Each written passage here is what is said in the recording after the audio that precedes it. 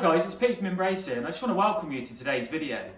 So today's video is about a question that we've just been recently asked on one of our videos about how I started and about my journey from the start to where I got to today. So thought it'd be useful to do this video for those that don't know me and don't know my story. And so I'd just like to ask you also from the start, if you do find the video useful and informative, if you wouldn't mind giving the video a like, because that actually just helps us out, helps the channel out, and hopefully then more people can see the video and benefit from the content. So if you wouldn't mind doing that, that'd be great. I'd also like to say from the outset as well, this isn't financial advice, or this isn't something the only way to do things or the only way to invest, but this is just my story and how I got from the start to owning multiple property businesses and owning over 30 properties. So hopefully you'll find it useful. So let's start out from day one then, and that was 2007, where I actually was working full-time back then, and I actually enjoyed my job to a point, but I always felt that I wanted to start my own business and actually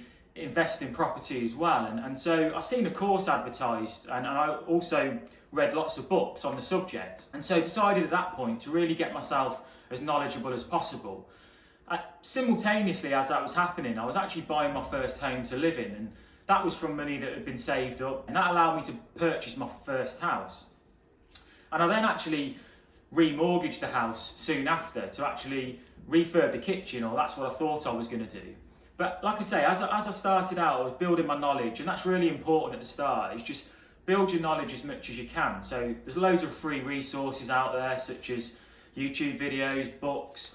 There's also free webinars, just to mention a few, and that gives you a real overview and an insight into the world of property investment. Because for me, I didn't know at the time. I just thought it was, you buy a house, you rent it out, or people buy a house, try and sell it or keep it till they retire, and that's the only way to make money, which just isn't the case. And so as I bought my first house and I started to build my knowledge, I then realised there was a bigger world out there in property investment. And so that then took me into 2008, where I was just building up my pot and trying to save as much money at the start, because I was really risk averse, and I actually was very scared about leaving my job, if I'm completely honest. And so what I actually asked my employer at the time was if I could go part-time, so I thought I could bridge that gap.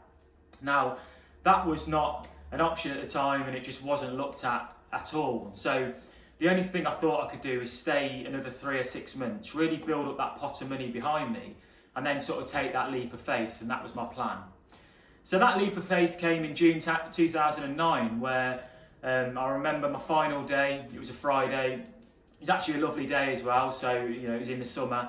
I thought, wow, this is it now. I've got to obviously go out there from Monday morning. I'm my own boss. I've got to go out there and make my own money and make my own luck, so to speak. But one funny story I did find at the time was on the day I left, the car I had at the time was an old Rover 200, and it actually decided not to start on my final day. So the job I was at, it was quite a big place, and so there was lots of, I knew quite a lot of people, and they were asking why I was going, and so I told them. And so you can imagine when the actual car didn't start in the car park after the final day, the kind of looks I was getting. They obviously didn't think business was going too well at the time, and so that was something that actually, it taught me a couple of things. So the first one was get a new car as quickly as I can. That was definitely the first thing it taught me. But the second thing it taught me was how much I'd sacrificed. And that is a key point here. That there's so much talk out there on the internet about how easy property is and how easy business is. And the process is simple, but it's not easy at all. And you have to put the time in. And you also have to make sacrifices at the start, which is what I did. So at the time when I left, I was actually making an income from property, and I could have had a better car than I did, but I decided that I was going to keep my costs as low as possible, because that was really important, to keep them costs low and actually invest every penny I could for the greater good longer term down the line. And so that was really, what that really taught me at the start. And so from 2009 then, when I left, I like I say, I was making an income from property, so I bought a few properties by then. So you remember me saying earlier about the fact I remortgaged my main residence to do the kitchen up. Well, that never happened, or it certainly didn't happen then, because I actually decided, when I'd learned what you could do in property and how buy-to-let worked, I used that money then to purchase another flat in Coventry, where I am. And then it went from there really, and it spiralled over the next 2 to 3 years where I bought multiple properties using really a mixture of strategies. So like I say, money I'd saved. I actually used the buy, refurb, remortgage method as well, which for those that don't know is where you bought a property, you could refurb it and add that value to it, and then remortgage it at a later date and then pull the money back out. And that's still something that can be done today, although lenders make you wait usually 6 months. And again, I'd speak to a financial advisor about that, but that's not something you can do straight away, but it is a strategy that can be used. And so these were things that I did over those 3 years. And when I look back now and I think, well, there's a lot of talk again in the property world about how you've got to, if you don't buy loads of property straight away, you're nobody. And it was even worse when I started about, if you didn't have 50 properties and you weren't remortgaging every other week, because, at certain points when I started, you could remortgage sooner than the 6 months. So the 6 month rule wasn't there. And that just wasn't the case. And I'd say for anybody starting out now, even if I look back over the last 10 to 11 years, although I bought probably 10 or 12 properties quickly in an 18 months to 2 year period, I actually over them 10 years, if we use 30 as a number, that's say on average 3 properties a year. And that's one thing I would say, that if you actually just buy, a couple of properties even each year, that really compounds over time and will give you a really good portfolio that will look after you. So don't worry about having to think you've got to buy loads and loads to start with, because that's not always the case. So then things grew from there, and then between about 2011 and 2013, I actually was asked by people close to me, so some family, some friends, could I help them find a property and could I help manage it at the time?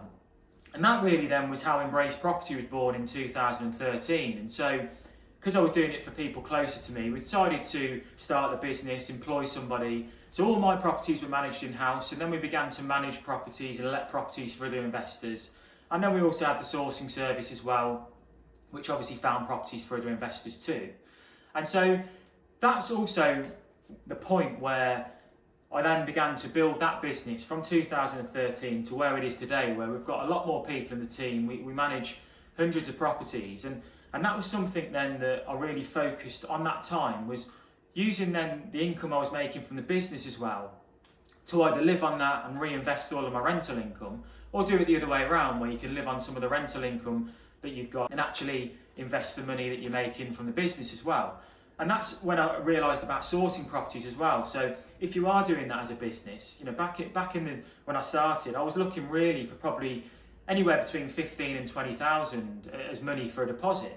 And so with a sourcing fee on average being 2,000 or 3,000 at the time, I began to save those fees up as well and use the property sourcing and deal packaging method.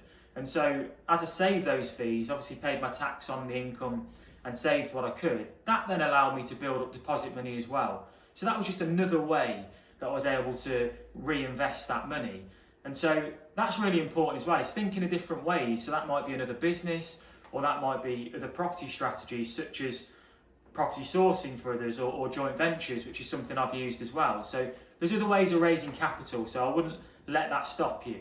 So really, in a nutshell then, from there, that's how I got to today. And I look back now and I remember about the first house that I bought. It wasn't a property that was really run down. So as I got more experienced, I've now looked at other strategies, maybe more advanced. So refurbs that are a lot more heavy, and there might sometimes be structural work and things like that. It was the first one I bought needed work, but it wasn't something where there was anything structural or there was anything major that needed doing, because I wanted to ease myself into it and learn as much as I could at the start. So it was a 2-bed house, 2-bed terrace that I bought, refurbed it. It's a kitchen, bathroom and decor. So call it more of a cosmetic refurb than anything huge and anything structural that needed doing. And so again, if we move on to past that point, I was buying those kind of properties. And it's only into the last sort of 3 to 4 years I've looked at some bigger projects. And so that's again what I'd say really for anyone starting out, is sort of 3 main things. One would be investing when you start. Look for properties potentially that don't need as much work, so they're more cosmetic refurbs. And that's what I did, because like I say, I've seen a lot of people start out and take a massive project on and get in trouble really, and that's not something I wanted to do. I wanted to start small and learn from that. So I was sort of buying 1 and 2 beds to start with, and I was buying properties where, like I say, it was more of a cosmetic refurb. Secondly, I'd also say invest as close to where you live as you can. So usually we've said in the perfect world, sort of 20 to 30 minutes from where you live would be ideal, because then even if you've got somebody managing the property, you've also got opportunity to go to that area a lot more than if you're hours and hours away, especially if you're looking to buy a lot quickly and be in that area a lot. So invest close to where you live if you can. If you can't, then obviously, make sure you've got a good management company there who can look after the properties for you. And if you are managing yourself, then you'll have to take into account that time period as well. I know some people have got areas where they manage themselves and they're a few hours away, but what they do is they'll go and stay up there for a few days and do it that way. Not always possible if something then happens on the days when you're down where you live and then something goes wrong up there. But again, it can work, but it also then ties in nicely with number 3, which is all about building your team and your network. So if you are managing yourself and they're far away, then as long as you've got people who are up there who can then go and do any work that's needed, that's really important, and that would be okay as well. But ideally, if you can invest close to where you live, that's certainly what I did and what I prefer to do at the start. So then thirdly, like we said, the actual building your network and building your team is so important.